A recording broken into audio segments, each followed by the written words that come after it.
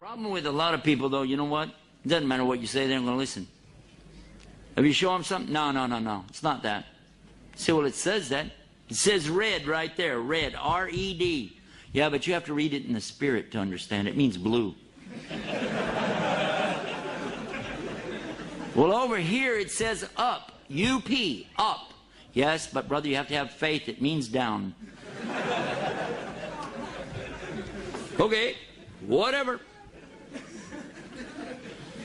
Many miracles come with prophets. This is how Allah gives them the clear identification, so you know you got to follow them. In Surah Ar-Rum, for instance, it begins immediately talking about the Romans had been defeated in the nearest land, which was the Arabian Peninsula.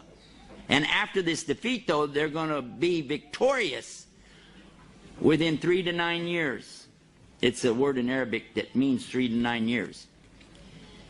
And sure enough, they were badly defeated in Antioch in 613, and as a result, the Persians swiftly pushed them on all fronts. It was hard to imagine the Romans would ever defeat the Persians, but sure enough, the Quran was right, because the Romans were victorious within 3 to 9 years. It was in the year 622, 9 years after the Romans' defeat. The two forces met again on Armenian soil. The result was decisive victory in favor of the Romans. MashaAllah. Prophecy was fulfilled. Now that's a prophecy, though, in the time of Muhammad. So the detractors from Islam would say, well, he made it up after the fact. Never mind the fact that we know when it was revealed because people were reciting it. But they'll still say, well, I don't believe that. I don't want to believe that. It's not mentioned in this book, but most of you will know it when I mention it to you. The most amazing miracle that I know of dealing with the Quran and the Prophet Muhammad sallallahu alaihi wasallam is one that I thought about after I saw a movie called Back to the Future. The movie Back to the Future talks about a guy who goes in the past, then he wants to go back to the future. They had another sequel to it where he goes into the future, then a third sequel to it where he goes in the future, and then he goes way in the past back to the Old West, and then goes back and forth. He's going back and forth and back and forth. Michael J. Fox was in that. But I thought about this, and then I thought about something. Nobody could really predict things that happened in the ancient past that people are arguing about. They don't even know what it is for sure. But somebody to predict something in the past and then make a connection with that to something in the future. Do you think somebody could do that? That would be really tough. I want you to take a subject that happened, let's say, 3,000 years ago, okay? And I want you to take that subject and then predict something about it 1,500 years from now, and let's see how well you can do. Well, the good news is you won't be here, so nobody could blame you. But the Quran is still here, and we just found out something in the 1970s. An amazing thing. For a long time, centuries, not just the Christians, but even some of the Jews, people have been arguing about Moses, alayhi salam. Did he really even exist, or was he just somebody that they made the story up about? Big-time scholars of the Bible have actually said that this is just a nice story. There really wasn't anybody named Moses. There wasn't anybody named Pharaoh. There really was no incident of the Jews being taken into captivity or the punishment that they went through and then being saved and taken away from that. It's just something that somebody made up. And they even say it was made up probably during the Babylonian exile, which did happen. This is on record.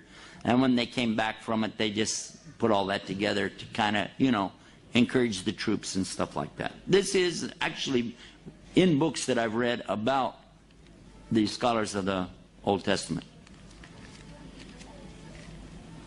So the Prophet ﷺ only repeats what he hears.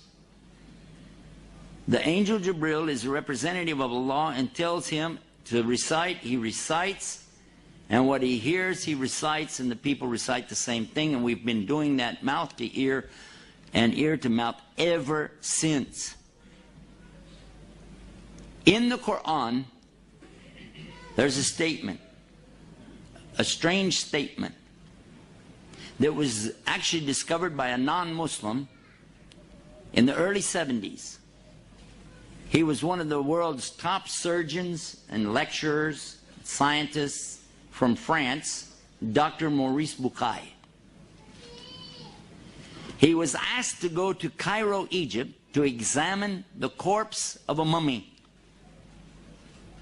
They wanted to do some forensic work on it to get some information and discover whatever they could from this mummy. He was amazed because he said, we can prove that this person died of drowning. He was asphyxiated, meaning that his lungs filled with water, and he died from this. He said, therefore, I have to conclude from this and the time period, this fits exactly the story of the Bible. This was Pharaoh of the time of Moses. And he was so amazed. He was shocked. But do you know what happened? The people in Cairo, happened to be Muslims, of course, they said, it's no big deal. We already know that. He said, yes, but we've discovered him. And they said, well, we know that too. He said, no, I mean, this is his body. And it's here. And they said, well, we know because it's in the Quran. He said, the what? So he gets introduced to a subject called the Arabic language. He began to study it until he could understand the Arabic well enough to actually translate for himself every single word. Because he wanted to know, what is this book? Because it says in it that Allah is going to punish Pharaoh in a very specific way. That he is going to drown him, but he's going to preserve his body as a sign. And sure enough, he's a sign for all to see today, because that body has been put on tour and taken all around the world to show this Pharaoh. If you haven't seen it, I have. I saw it when it was on exhibition in Chicago. Happened to be up there, went to the museum and saw it. They've toured this body around the world and said, most likely, this could be Moses. Not Moses himself, but the Pharaoh of Moses' time. There he is. Amazing. Huh? But that's not where it ends. Dr. Bucaille continued his study until he managed to go through the disciplines of geology and geography, astronomy, embryology, and prove without a shadow of a doubt that every single reference in the Quran to science is absolutely, emphatically proven to be correct. It was his book that was first published in the French language that really stood the science people up on their ear. It was translated then into the English language, and it was called in English, the Bible, the Quran, and Science. He wrote another book, The Origin of Man, because it became evident, without any doubt, what Allah had said in the Quran proves there is a God, a creation, and human beings did not come from monkeys. And we believe that as Muslims. Although I still wonder, you know, when I look at my brother-in-law, I can't help but think that, never mind, this is another subject.